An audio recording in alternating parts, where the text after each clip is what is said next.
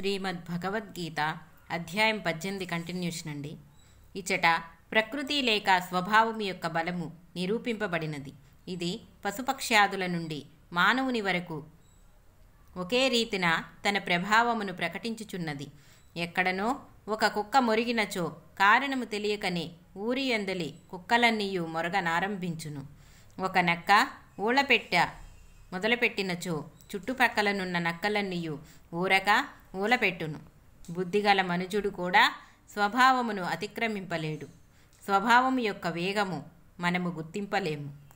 కానీ భగవానుడు సర్వజ్ఞుడను అగుటచే మన మనస్తత్వము మనకంటే ఆయనకే చక్కగా తెలియను.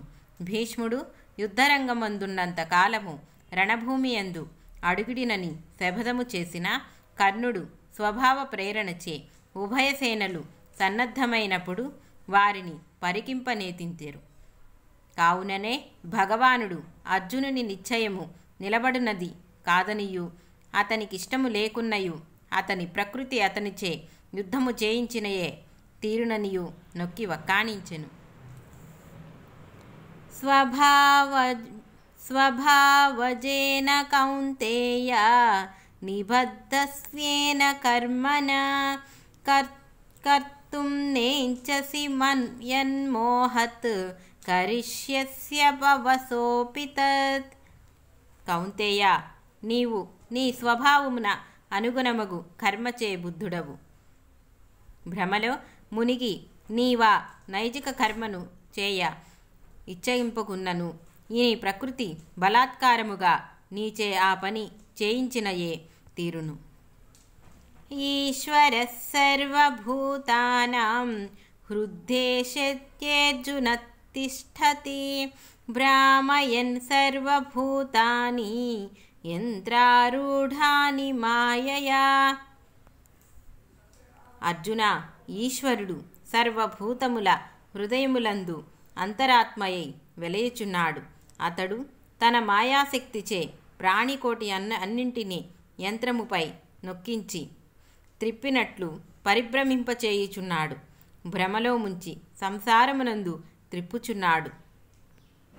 తమేవ శరణం గచ్చ సర్వభావేన భారత తస్తస్సాదాత్ పరాం శాంతిం స్థానం ప్రాప్స్యసి శాశ్వతం.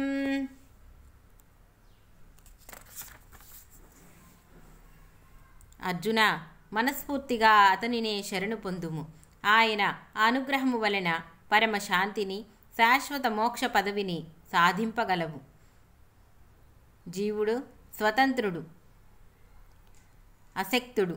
ఈశ్వరానుగ్రహము లేక స్వప్రయత్నముచే సిద్ధిని బయడచాలడు. కావుననే ఈశ్వరునకు శరణాగతి చెయ్యవలెను. ఇతి తే జ్ఞానమాఖ్యాతం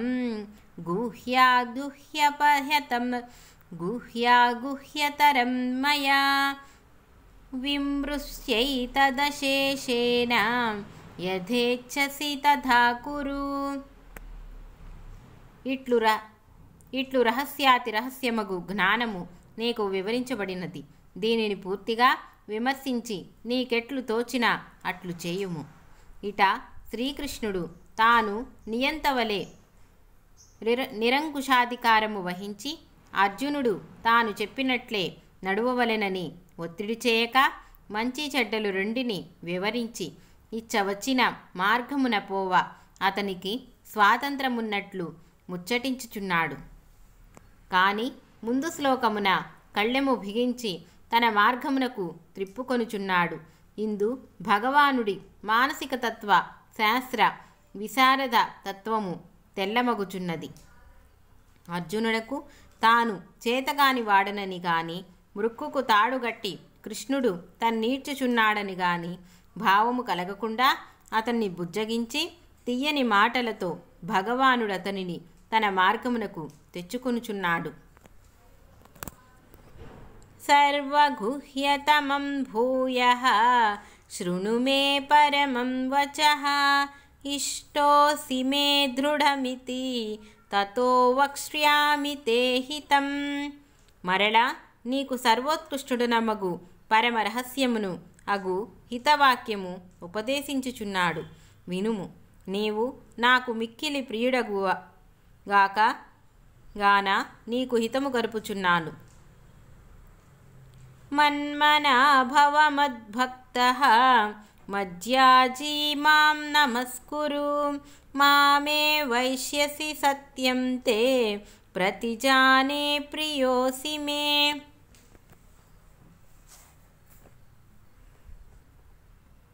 నా భక్తుడవు కమ్ము, నాకు నమస్కరింపుము, నన్నర్చించుము. నీ మనస్సును నాతో నింపుము, తప్పక నన్నే పొందుదవు. ఇది ముమ్మాటికి సత్యము, శపథము చేయుచున్నాను.